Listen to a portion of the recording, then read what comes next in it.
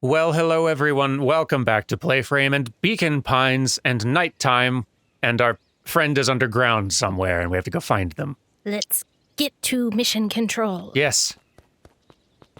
Luca heard a group of footsteps approaching. He dashed behind the bushes to avoid being spotted. Smart kid. Uh-oh. Oh. You are in so much trouble, buddy. Oh dear. So, we all understand our roles. You can count on me. I still think we need more time. This wasn't the original plan. Mr. Tolliver paused, shifting his eyes to one side. We're all in danger now. I, for one, refuse to sit idly by while that danger persists. Hiram, you just keep your wits about you. Mr. Tolliver took one long, quiet breath. You're right. You can count on me. I just wish we could have made that deal with Eris Valentine. Her resources would have still come in handy. As I said, I had no time to contact her after your call this morning. Plans change. How is Luca holding up? He's fine. We shouldn't lose sight of the fact that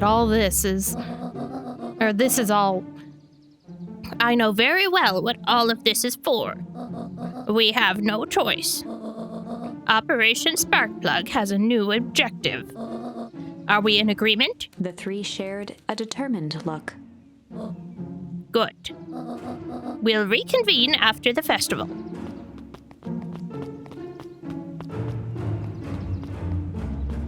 Yowzers. You're in trouble. Oh. Oh dear. Okay. She didn't catch you. Gran, why are you meeting with Mrs. Fratelli and Mr. Tolliver late at night? Goodness. Shut up. I was surprised. Don't laugh at me. It went done. Then somebody popped up. It did go done, but it's just a little bat reporter. I'm sorry. Hey, Luca. Yeah! See? Dawn, you scared me. Me too. How long have you been there? Oh, just a few minutes. Earlier today I saw Mr. Tolliver and your Gran entering the diner together. When my shift and the newsstand was over, they still hadn't left. So I used the greatest tool of any investigative reporter. Time. When they left, I tailed them here. What do you think they're up to? Whatever it is, they seem organized and determined. They mentioned the festival. Yeah, I heard that too. Has your grandpa doing anything different recently? Anything strange? She got a phone call this morning and rushed out the door. A call from Hiram Tolliver, it seems. She was either furious or terrified. Or both. Luca, be careful out there. I think we might be in the middle of the scoop of a lifetime. I will. Aren't you coming out? Nah, I'm gonna stake out here for a little bit longer. See you, Luca. All right, you do a sneak. Slowly sinks back down. Jeez, she really did scare me. Oh, goodness. I'm easily spooked, okay? That's quite all right. I could play chill over here. Casual. What's that box there? What is that box there? There's I'm like a assuming just symbol on like top. supplies for festival type thing. Signs probably. or whatever. But Yeah. I did it. I changed the sign. Splendid. Did anyone see you? I don't believe so. You were right. It was simple enough to just rearrange the letters. Odd choice for a prank, though. In situations such as these, odd is good. The two boys shared a mischievous grin. I can't wait for everyone to see the big reveal. It should be quite memorable. Let's make ourselves scarce for now. We've got to check the sign. The one they hung up. We should check the sign. What does it say? It does say festival still. Oh. Maybe it was a different sign. Old Pickler's Pond. I think that one's the same as well. Perennial Harvest looks the same. Yeah, maybe the Beacon Pine sign? Nope, the same. Is the logo for Perennial Harvest, like, really similar to the logo for, the Valentine's Fertilizer Company? It is very similar, yeah, I think so. Interesting. I'd better hurry up to the treehouse. That's true. Oh, right. I have an That's where objective. we're going. I got all distracted by the sign thing. Yeah. We have a lot more words. I wonder if maybe... Just don't let there be bees in the box this time. Lots of things, goodness. Ooh. We tried tickle, we tried junk, let's try pull. Luca tied a small magnet to the line, fishing Ooh. with the law of attraction. That could be very interesting.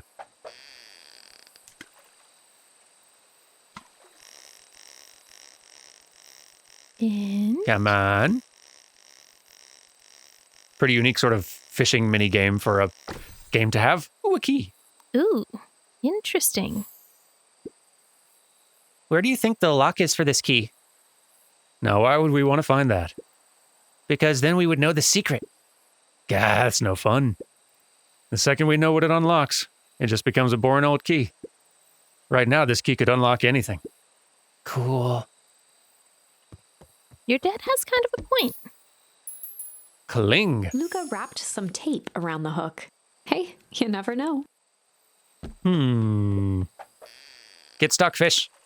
Won't it just get wet and not work? Probably.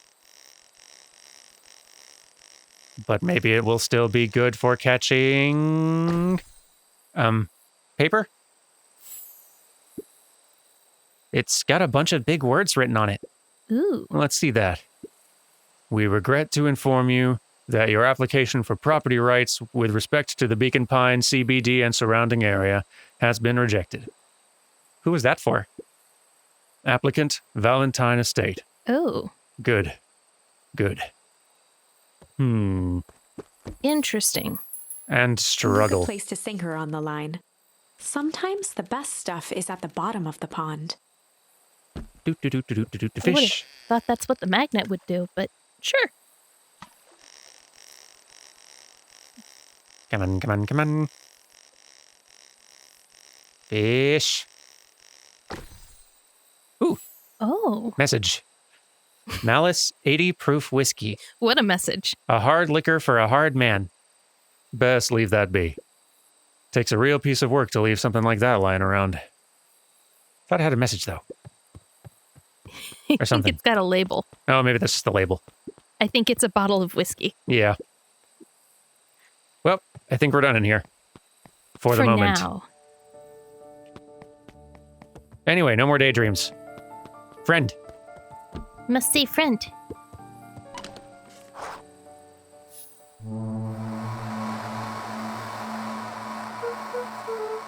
Rollo? Rollo, are you there?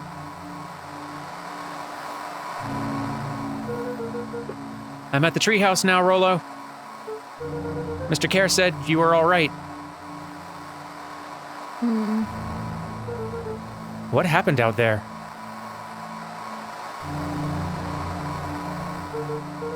Dang it, Rollo, where are you? Maybe he can't talk right now, Luca. Oh no. Who's there? Luca could only see a cloaked shape behind the rocket. I've got weapons in here. So you better come out right now. He strained to hear as a muffled voice began. Weapons? How could you hurt something that's already dead? Fear gripped Luca's throat. Iggy? Who are you? I think it's Iggy. What? You don't recognize me? I guess I don't even recognize myself anymore. Luca stared at the ground for a moment, trying to place the dampened voice. The figure shifted slowly from behind the rocket, revealing itself to Luca. I'm a monster. And now they hunt me like the beast I am. Iggy. Luca reached over empathetically. Iggy's tone jolted to dejected anger. Don't touch me. This is all your fault. Luca slumped to the ground, overwhelmed by guilt. I'm so sorry. I didn't mean to. I lost control. So you couldn't control yourself for a second, and I get to be like this forever? There must be a way to fix this. Oh, you're gonna be my savior? Perfect little Luca saves the day with his positive attitude and the power of friendship. None of this matters. There's no time. They're after me. They chased me all through Weep Wood. I only came in here to hide. Hide from who? Who's after you? Luca! Luca! Rollo? It's not safe! Luca! Rollo, where are you? The treehouse! I'm at the treehouse, Rollo. Where are you? No, Luca, the treehouse isn't safe. They said they were going to the treehouse. I was trying to tell you to stay away from the treehouse. Oh. Who said they're going to the treehouse? The Clipboards. What did I tell you? Those perennial harvest wackadoos are after me. They've been chasing me, yelling questions at me. What sort of questions? They were saying the same stuff they always do, but it's different now. Less asking, more threatening. We're gonna figure this out, Iggy. Yeah, well, thanks. Hello? Is anyone present in this arboreal domicile? Crap, they found me. Luca, what's happening? Don't panic. You stay here and I'll see what they want. Oh my goodness. Quite a lot of them. Hello, Mr. Van Horn. We would love to hear your thoughts. Do you have time for an informal chat? We will be brief. Your time is valuable to us. Be down in just a second. Of course. We have a problem. Luca, you gotta get out of there. Who's out there? Is it them? Yeah, it's the Clipboards. A bunch of them. How many? Maybe all of them? And yeah, you were right. They're saying the same stuff, but with the creepy knob cranked to 10. Might young Iggy be present? We would love to hear his thoughts. Run! Iggy slumped to his knees. I don't know what to do. I'm just so tired. Luca, what do we do? Luca grabbed the walkie-talkie and headed for the window. Follow my lead. Luca and Iggy climbed up the back of the treehouse to its roof, where Rollo had constructed his MCDC, the Mission Control Defense Cannon. From behind the crowd of clipboards, William Kerr strode forward, a warm smile on his face. Iggy, there you are. You gave all of us a heck of a scare. Go away! Just leave me alone! Oh, I'm sorry, Iggy, but no can do. Don't worry, though. We're here to help. Help? Then why were you chasing me? Luca, can't you talk some sense into your pal here? Just look at him. He's not well. What's wrong with him? What did that gunk do to him? Well, that's a pretty honkin' big question, Luca. All you need to know is that he's sick. He's real sick, Luca. I just need you to let us up there and take care of him. You told me Rollo was okay, that he was back at his place, resting. He is. Poor fella just got a little lost. That's a lie. That is a hurtful thing to say, Luca. I thought we were buddies. Why? Because he lets you ramble on like a wackadoo? Nobody likes you, you creep. Kerr's smile faltered. Why don't you pop down here so we can have a face-to-face? Yelling like this is gonna give us all a heck of a sore throat. And who wants that? Luca's grip tightened on the MCDC. What did you do to Rollo, you liar? Well, shucks, Luca. The only teeny tiny fib I told you was that he was at home. He is resting, and he is perfectly safe. For now, at least. What happens to him next is up to you, Luca. Look around. You're in quite the pickle, And I am the only person in the whole wide world who can help you. You get to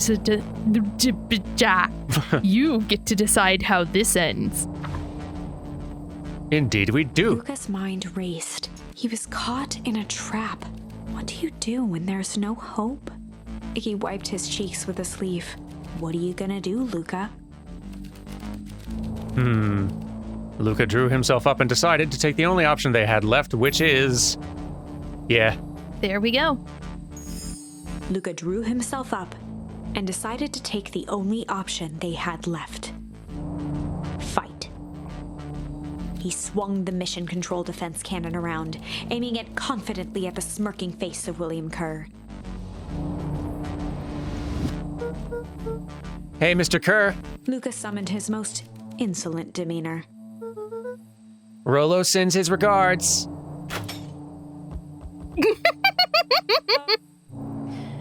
Hey, that was uncalled for, more than a little rude, and just plain unsanitary.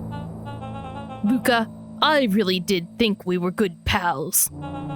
What a shame it's come to this. Kerr turned his back on the two boys. End this. With a nonchalant wave of the hand, he made his exit.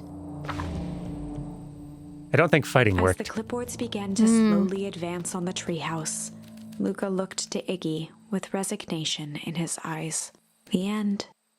Oh, wow. We've game over it again. We sure have. That escalated quickly.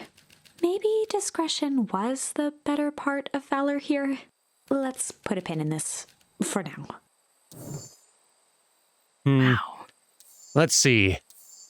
So where did it really start to go wrong?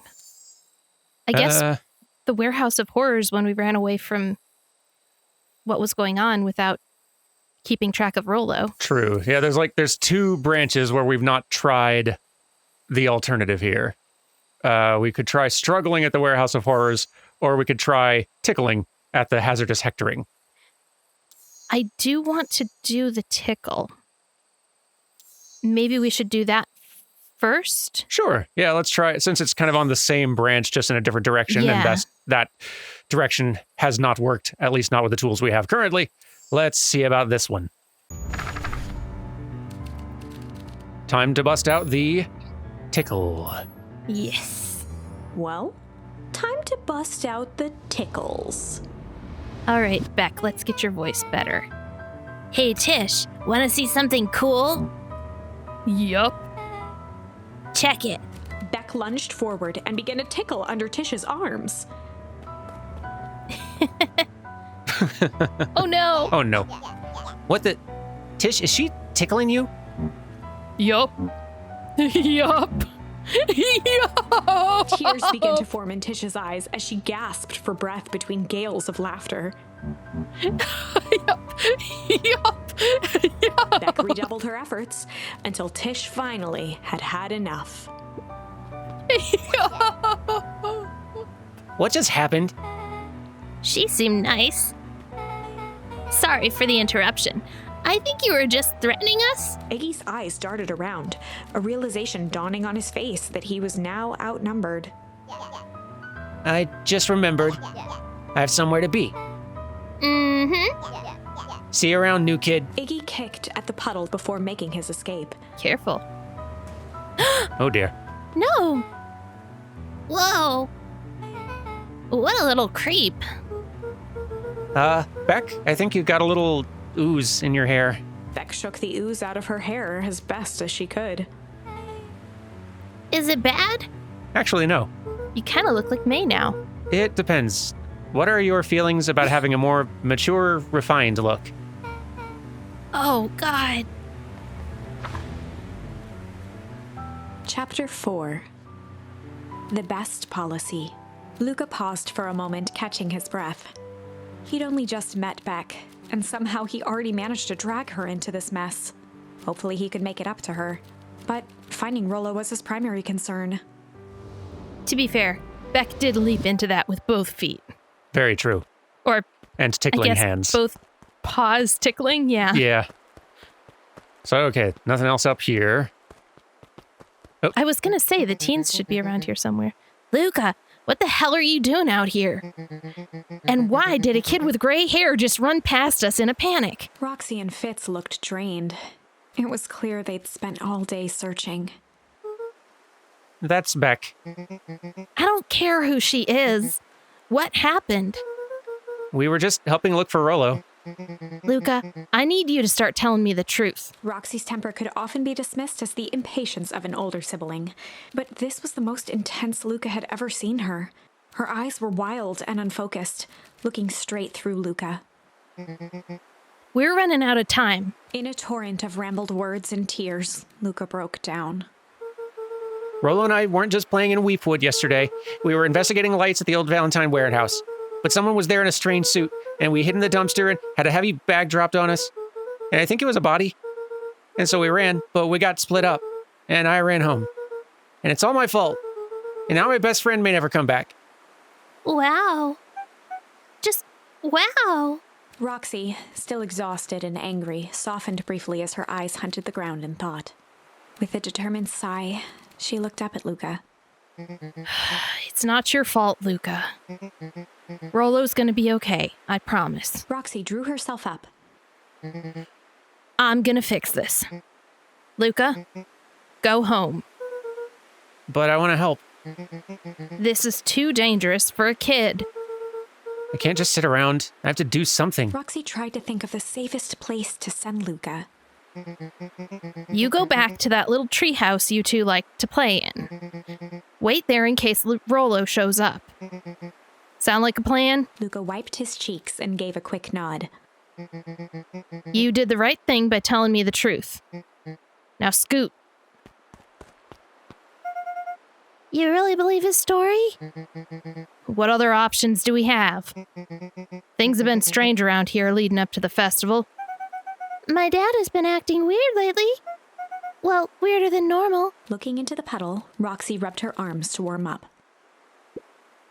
Why is it so cold here? This place gives me the willies.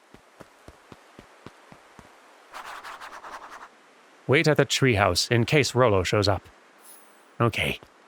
At least Iggy isn't out there, like, with his face all aged, True. I guess? Bug Kid, how are you holding up? Oh, can't interact. Too much into the bugs. Mr. Nuncree jumped with a start. Uh-oh. Whoa, don't sneak up on an old fellow like that. Sorry. Who were you talking to? What? Luca motioned to the phone booth. Oh, no. I was just checking because I thought I heard it ring. But the dang thing never does, of course. Yeah, I've never seen anyone use it, really. The whole thing's a waste of money, if you ask me. Any word from Rollo yet? Not yet. Long time for a boy to lose his way. Rollo knows those woods too well to get lost. I suppose you're right. Silly boy's antics have this whole town worried sick. Antics? We all know Rollo likes to play his little pranks. You think this is a prank? What other possible explanation could there be? He's not playing a prank, and he didn't get lost. Someone took him. I know it. How would you know that? Unless... Lucas, there's something else that you know. Mr. Nuncree gently placed one of his substantial hands on Luca's shoulder. Dang it, boy, if there's something you know. Something that could help your friend, you need to tell folks. Luca peered up at Mr. Nuncree. Kind eyes warmed a stern face. There was a deeper emotion hiding beneath it all. It was subtle, but Luca could sense something eating away at him. There was a something lurking behind those eyes. A shame, eh?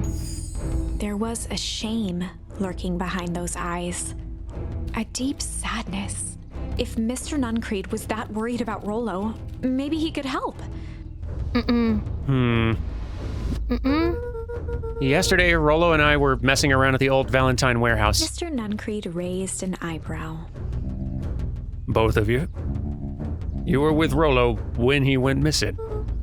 Not exactly. I was hiding in the dumpster. The dumpster? What were you doing in there? At first, we were just looking around. And then someone in a strange yellow suit came and dumped something on us. We both got scared and ran. That was the last I saw of him. You got scared by some garbage? Well, that's why you don't go skulking in someone's dumpster. But it wasn't garbage. I think it was a body. I'm sure it was just some trash. No, there was a name tag. It said Deep Engineering. Mr. Nuncreed's shoulders slumped. I wish you wouldn't have said that. I knew it. I Deep knew it. I knew it. I knew it. I knew it. I sigh knew from it. his chest. Why did you have to? I tried, Luca. God knows I tried to keep you safe. Luca attempted to take a step back, but Nuncreed's hand clamped down on his shoulder. But you Van Horns just can't help yourselves, can you? We were all so close to being done with this. With a firm shove, Nuncreed manhandled Luca into the phone booth. The phone booth. What are you doing? It's out of my hands now. The door latched shut with a mechanical hiss. Shit. You're never gonna get with his grand like this. As Luca pounded the glass, the floor dropped from under his feet. The inside of the phone booth was now a loose capsule plummeting at gravity's whim. Luca winced and pressed his hands to the walls. As he braced for impact, the capsule hurried to a surprisingly smooth stop. He felt a cold rush of air and opened his eyes with hesitance. Two large figures in hazmat suits occluded his view. Luca heard the deep, resigned voice of Mr. Nuncreed over an intercom. He knows too much. The end. It's not a very good branch or set of branches in general. No. This isn't the end. I know there's still much more. Somehow this went wrong. Okay, let's try something else. Confidence book. All right. All right. Let's just maybe avoid this whole situation. Wait, what are our options for shame instead of... Nothing. That's just the single Yeah. one. Yeah, we pretty much got one thing that we've not Okay. tried everything in so far. Until Sorry. we get some more words. Yeah, Or branches. we might have tapped those branches out, but it almost looks like there could be more growth on some of those limbs. Oh yeah, no, I'm feeling very certain that both shame and fight are going to get at least one more option. Maybe even another one here, who knows? Because, yeah, I feel like those could go different ways if we just learn how to do new things. Yeah, there was something about Nuncreed and that, like, sense of shame that just didn't feel right. Yeah, we could dodge that. I'm sure we could navigate both of these much better. Yeah. But this time, let's see how just a different branch on this one goes. This is a story about, oh goodness, our first kind of game over. Yeah. We've got something now where we can fix it. Interesting. A story about struggle. This is a story about struggle. Luca could hear a machine humming somewhere nearby. He felt around wildly, searching for something, anything that could help. His hands found a hard object, maybe a tile? He yanked it free, lifting the cold stone. Let me go! Luca swung the tile as hard as he could at the shape that still held fast to his leg. He heard the crack of glass as the stone hit the assailant's mask. With a muffled yelp, the hand let go. Luca was free and scrambled to the door. He never looked back once on the long run home. Chapter 3. Everything's fine. The next morning, it was quieter than usual at the breakfast table. Only the sound of silverware and chewing interrupted the awkward silence.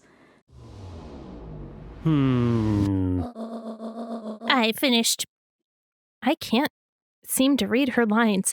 I finished jarring a massive jam last night. Uh-huh. So that'll need to get delivered into town today. Okay. So, what did you and Rollo get up to yesterday? Oh, Rollo had some things to do, so I just sort of poked around town. I've set the jam down by the front door. There's 2 batches to drop off. Mm-hmm. One for Mr. Tolliver in the Bag and Wag. Deliver jam to Tolliver. Another for Mrs. Fratelli at the diner. And one for Miss Fratelli. Oh, and Mr. Nuncreed. Yeah, he said he wanted some more. I suspected as much. Yes, he seems to have taken a particular interest in my jam. There's some extras in the basket for that enthusiastic gentleman. And Mr. Nuncreed. Just make sure Fratelli and Tolliver get the ones on top. No problem. Off with you now. The day is still young. I think it's that I'm trying to combine old voice and mom voice, and I get confused, and then I can't manage to say the words right.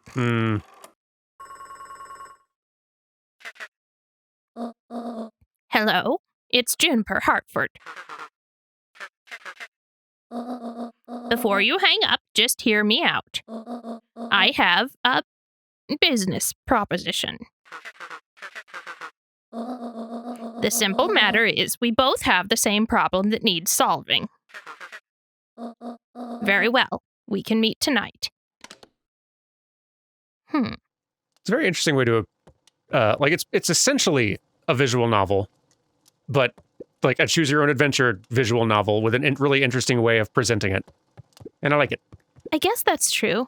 But you're running around, so it doesn't feel as much like a visual novel to me, because you get to interact with the environment. It's true. Like you do get to navigate a space and choose some prompts and interactions. So like there is more like exploration video game to it a little bit, but you could not explore and interact with anything optional, just run directly to things and just have kind of the straight up visual novel, choose your own adventure prompts and get them in a specific order. Yeah. But like it's working. It's like an effective mix.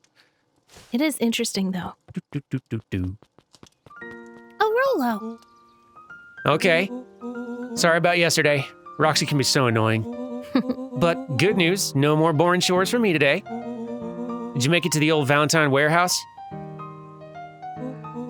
So, what did you find? Give me the dirt. Something happened. There was someone else there. What? Who was it? Was it aliens? I knew it'd be aliens. No. Zombies? No. Alien zombies? What else could it possibly be? Rolo, I've got to deliver these into town first. We can catch up after. Ooh, is it a whole thing? It sounds like a whole thing. Yeah, we shouldn't talk about it here. Meet me at the treehouse tonight. I'm not sure what this treehouse is that you speak of. Meet me at Mission Control. Roger that, Space Cadet. Deliveries. I like my little bounce. It's very cute. Oh, Bug Kid. Bug Kid? Wait. Oh, Bug Kid. Hello. You can't have this, but hello. Wait, watch your step. Oh, sorry. There was a whole family of beetles here. They've gone missing. I thought they just sort of wandered around. Everyone has a home, Luca. Even beetles. Luca checked the soles of his sandals. Ew. I think we're okay. It's weird that they're gone. They went missing when the festival preparations began. You think the noise scared him away? Something like that. Just watch where you step, okay? Okay.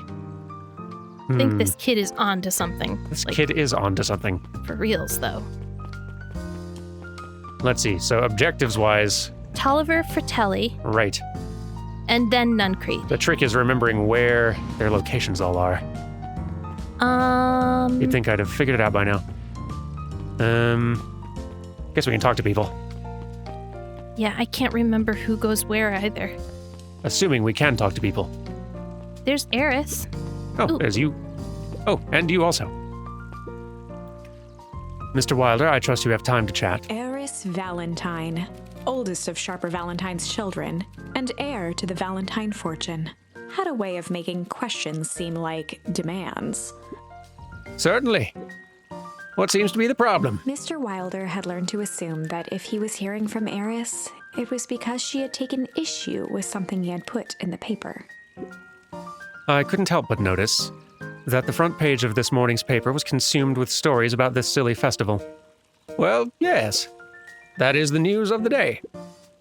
But there was no mention of the museum, nor the foundation through which it was endowed. I'm sorry, Miss Valentine.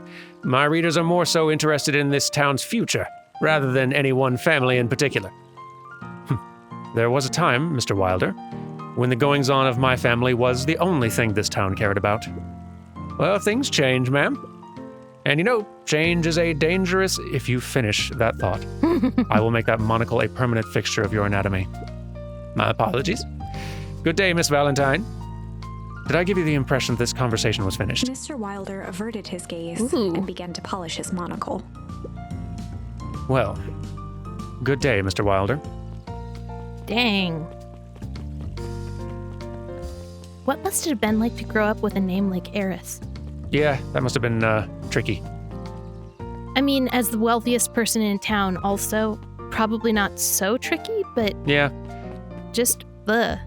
Hey, Sleepy. Oh, Miss Fratelli will be in the Last Chance Diner. Yeah. Hey, Don. Oh. Hey, Luca. What's up?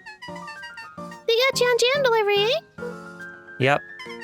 Have you seen the new kid around it yet? New kid. Yeah, came in from the big city.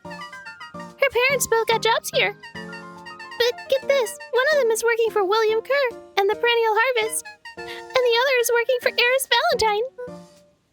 And? The Valentines represent Beacon's past. Perennial Harvest has positioned itself as this town's future. Must make for some interesting dinner table conversations. I can imagine. Anyway, you snooze.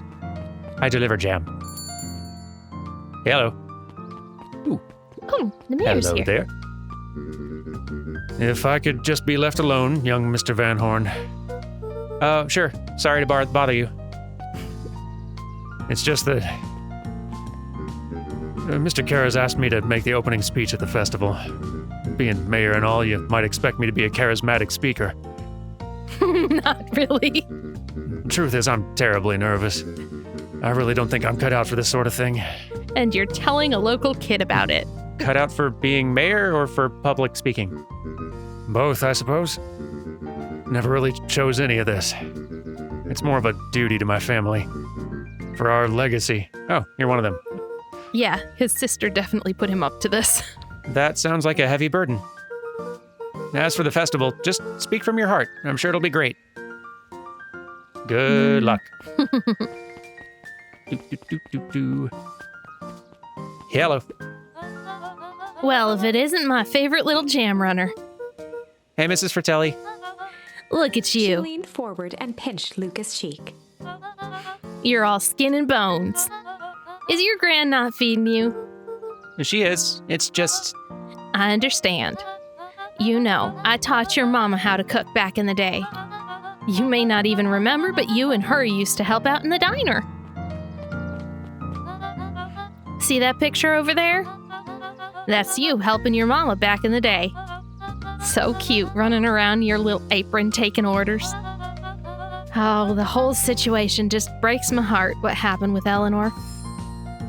Ooh, Oh. a new toy. I've got a feeling she's out there somewhere, yearning to be with you again.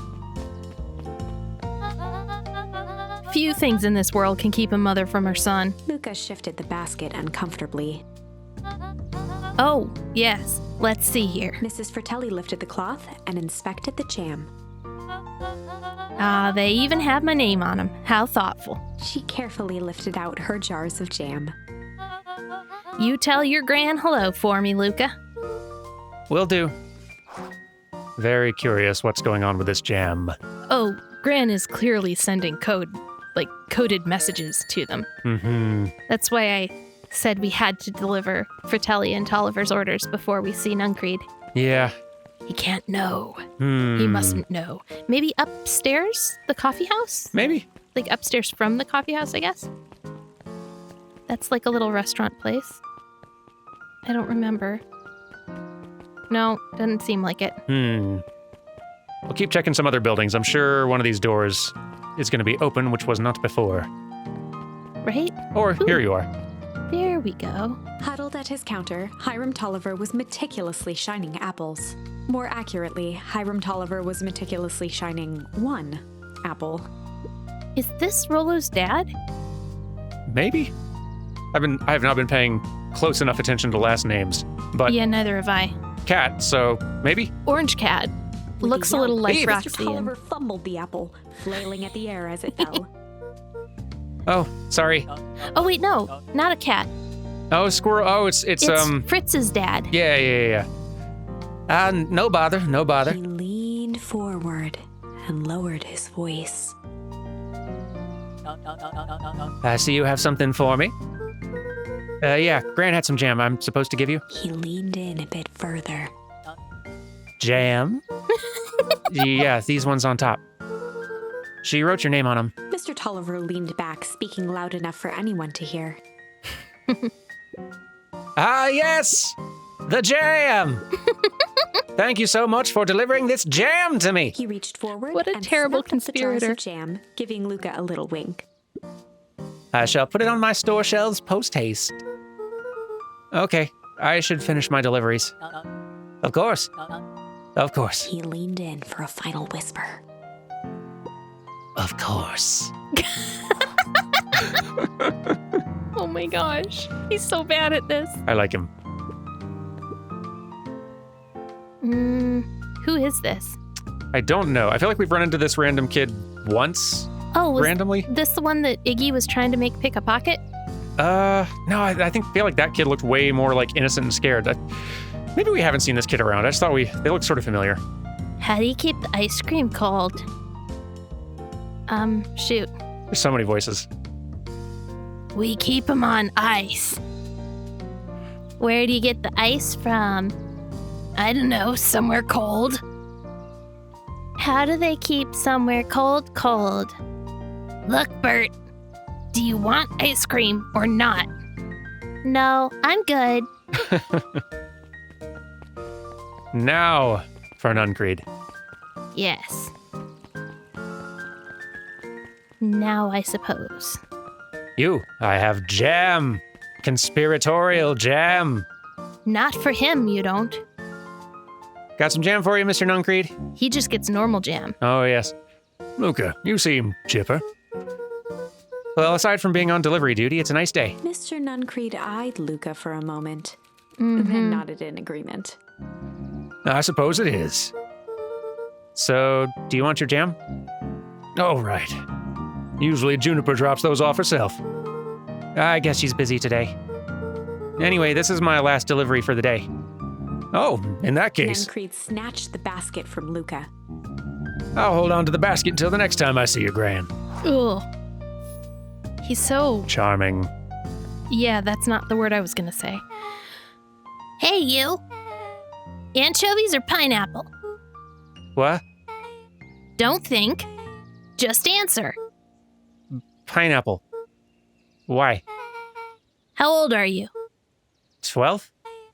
Perfect. Follow me. Who are you? Anyone will tell you. Oh, anyone ever tell you? You ask too many questions. Just try to keep up, okay? Okay. What just happened? Well, A witness is what just happened. A witness who can account for you being next to Mr. Nuncreed so he can't do anything nasty.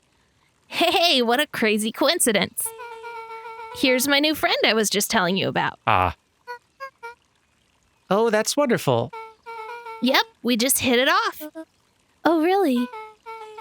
Get this, his favorite topping in the whole world is pineapple. Oh, And what is your new little friend's name? Beck locked eyes with Luca. Beck, you should have asked this one first. The look on her face was equal parts expectant and desperate.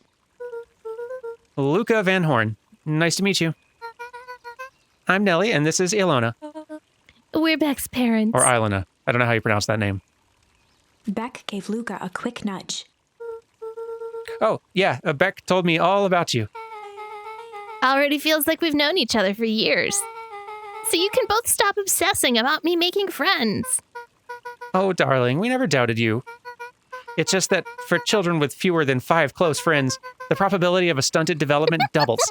Are you kidding me? Well, 1 down, 4 to go, I guess.